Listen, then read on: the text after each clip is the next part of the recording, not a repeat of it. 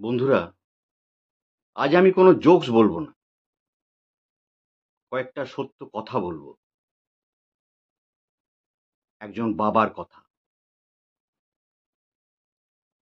প্রত্যেক বাবাই চায় যে তার সন্তান ভালো করে পড়াশোনা করুক, বড় হোক, প্রতিষ্ঠিত হোক, জীবনে মানুষের মতো মানুষ হোক।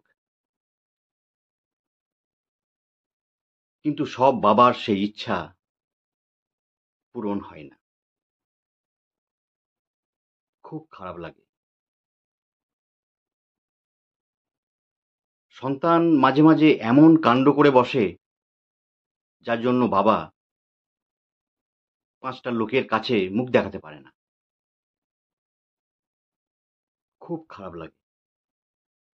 মাঝে মাঝে বাবারা অবাক হয়ে ভাবে যে আমি কি সন্তানের জন্ম দিলাম। ছেলে কিন্তু বিন্দাস। বাবার মুখ রক্ষার কোনো দায়ভার তার নেই। এ আমরা কোন সমাজে বাস করছি? ছি! খুব খারাপ লাগে আমার বাবার জন্য।